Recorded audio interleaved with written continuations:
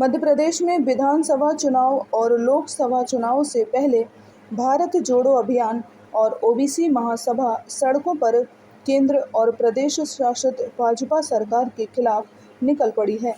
आज भारत जोड़ो अभियान के संयोजक योगेंद्र यादव की अगुवाई में सामाजिक न्याय को लेकर एक बड़ा कार्यक्रम ग्वालियर में आयोजित किया गया।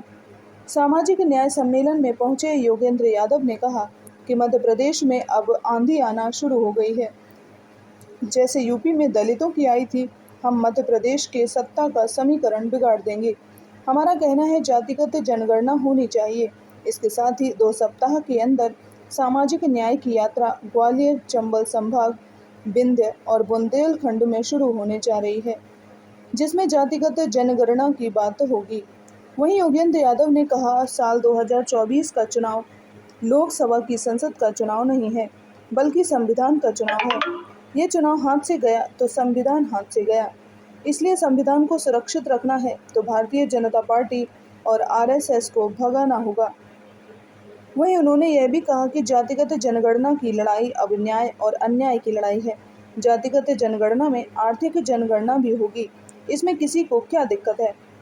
वहीं मध्य प्रदेश को लेकर योगेंद्र यादव ने कहा कि एमपी में दलित, आदिवासी और ओबीसी की संख्या 90% है।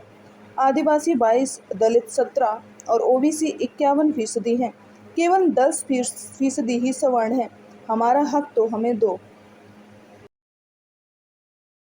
देश का इतिहास ये बताता है, मैं अभी कह रहा था कि जब किसी समाज के साथ अन्याय किया जाता है, अमूमन उसी समाज के मुखौटे को आगे रख के किया जाता है। आज इस देश की राष्ट्रपति स्वयं आदिवासी हैं, जो बहुत गर्व का विषय है। लेकिन कोई कहे कि इससे आदिवासी समाज को न्याय मिल गया है, मैं तो मानने को तैयार नहीं। आप जाके मध्य प्रदेश में घूम लीजिए, यही वो प्रदेश है जहां आदिवासियों के साथ ऐसी ऐसी घटनाएं होती हैं जिसका जिक्र करते मुझे शर्म आती है। तो मुझे केवल सांकेतिक चेहरे नहीं चाहिए, मुझे ज़मीन पर न्याय चाहिए, जो पार्टी दिलवाए। और चूंकि उसमें भारतीय जनता पार्टी का रिकॉर्ड जो रहा है वो आपकी आंख के सामने है, इसलिए हम कहते हैं कि उसको हराया जाए। ज़मीन का न्याय चाहिए, केवल मुखौटे और संत चेहरे नहीं चाहिए। आपने संविधान बचाने की बात की है योगेंद्र जी, मैं ये जानना चाह रहा हूँ, क्या संविधान के किसी आर्टिकल में ये लिखा है कि जिसकी ज़्यादा संख्या है उसे उतनी हिस्सेदारी दी जाए? और फिर 24 को लेकर कोई आंदोलन संविधान के किसी आर्टिकल में है? बाबा साहब ने कहीं संविधान एक करके जवाब। हाँ, इनकी बात का पहले आप करो। मेरे सवाल ये है कि संविधान के किसी आर्टिकल में ये है कि जिसकी जितनी संख्या हो गई उसको देश में हर जगह उतना हिस्सेदारी दी जाए? संविधान की प्रस्तावना में लिखा है सामाजिक न्याय, अवसर की समानता। और संविधान की प्रस्तावना, जैसा आप मुझसे ज़्यादा जानते हैं, संविधान के किसी भी अनुच्छेद से ऊपर है। संविधान की प्रस्तावना की रोशनी में संविधान को पढ़ा जाता है। और संविधान में फंडामेंटल राइट्स में एक विशेष प्रावधान किया गया है, अनुच्छेद 14 में शायद, जिसमें स्पष्ट लिखा गया है कि अगर सामाजिक न्याय हासिल करने के लिए समाज के किसी हिस्से को विशेष अवसर दिए जाएं तो इसे समता का उल्लंघन नहीं माना जाएगा। इससे स्पष्ट प्रावधान कोई हो नहीं सकता। अच्छा, ये सवाल है कि ओबीसी में जो भी लोग अमीर हैं, संपन्न हैं, वे उनके हिसाब से उनको अलग से व्यवस्था की जाएगी। जो दवाई कुचले हुए हैं, गरीब हैं, उनके लिए अलग व्यवस्था की जाएगी। लेकिन आप मुझे ये बताएं कि पिछले 70 सालों में, जब से देश आज़ाद हुआ, 75 सालों में, तब से क्या एक भी दलित ने जो है क्या अपना आरक्षण छोड़ा? क्या जो भी अमीर दलित हुए, क्या उन्होंने अपने आरक्षण या सुविधाएं छोड़ी? आप बताएं, एक ने भी छोड़ा हो तो बताएं। क्या आप लोग छोड़ेंगे? किस तरह छोड़ेंगे? आप बताएं, क्या गारंटी आप देते हैं? मैं आपकी पीड़ा समझ सकता हूँ। सच्चाई कई सारे सिविल सर्विस सच्चाई। मैंने आपका प्रश्न सुना, आप मेरा उत्तर सब सुन लीजिए ना।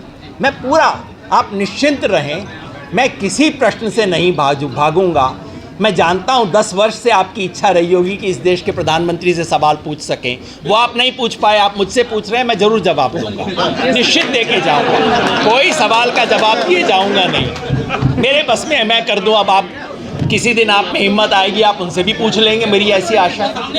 तो क्या इस देश के किसी, आपका प्रश्न ये है कि क्या इस देश के किसी भी दलित ने अपना आरक्षण छोड़ा?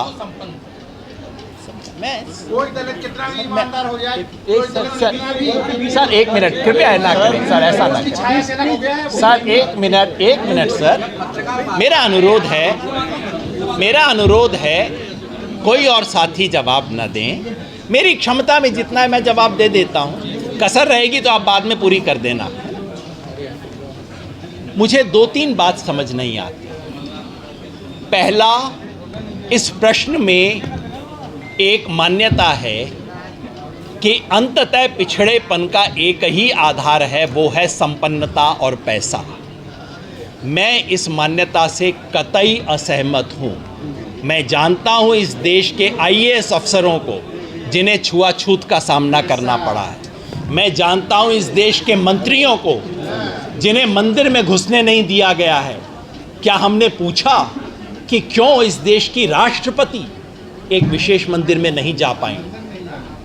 क्या संपन्नता की कमी थी?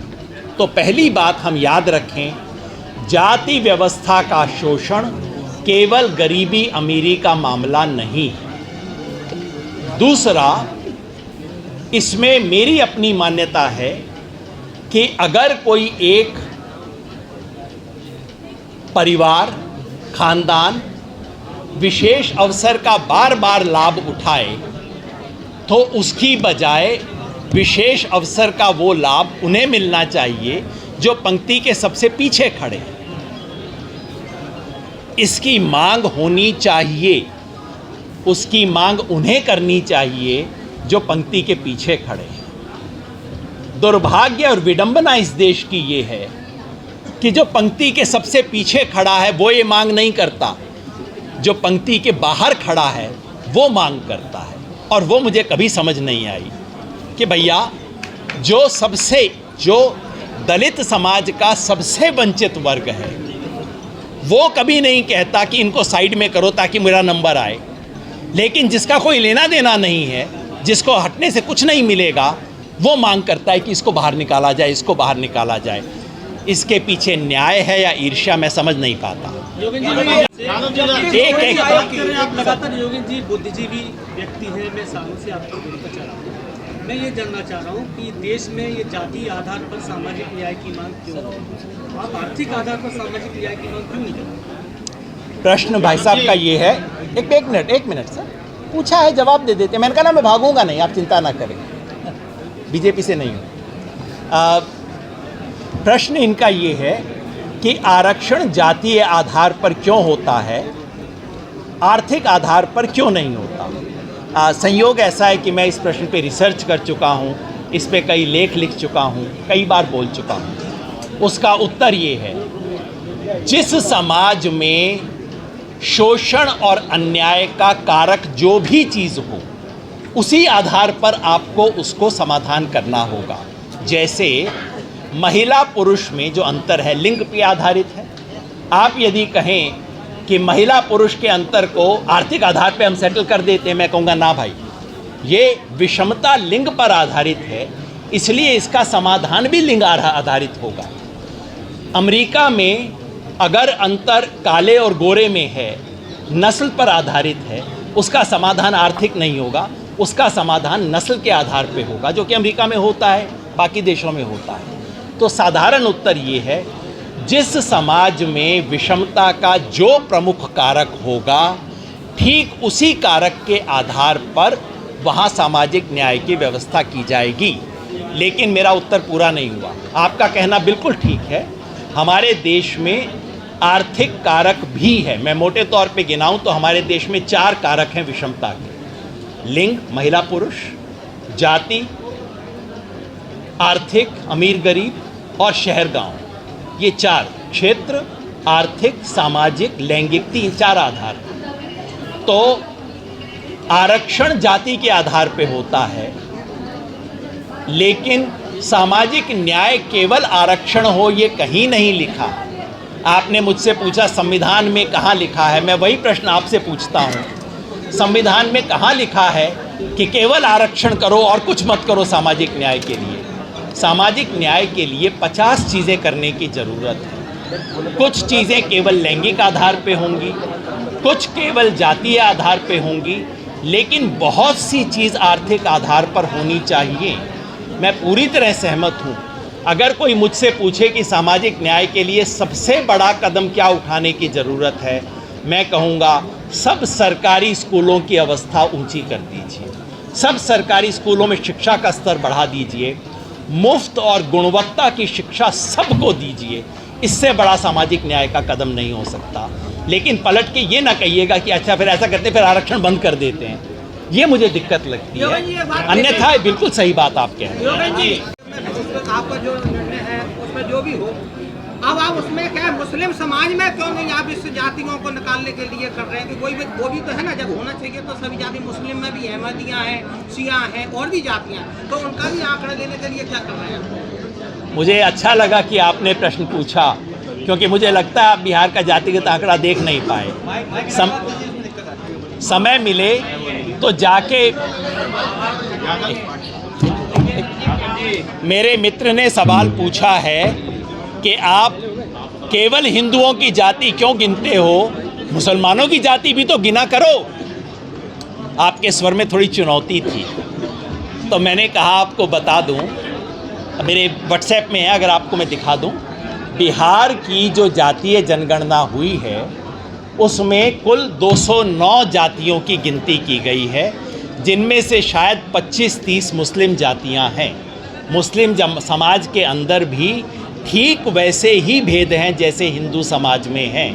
मुसलमानों के भीतर भी अगड़े पिछड़े का खेल है, और वहाँ भी अगड़ों ने बाकी सबके हिस्से पे कब्जा किया हुआ है। इसलिए जाहिर है उसका भी पर्दाफाश होना चाहिए, और जातिगत जनगणना में वो काम शुरू हो चुका है।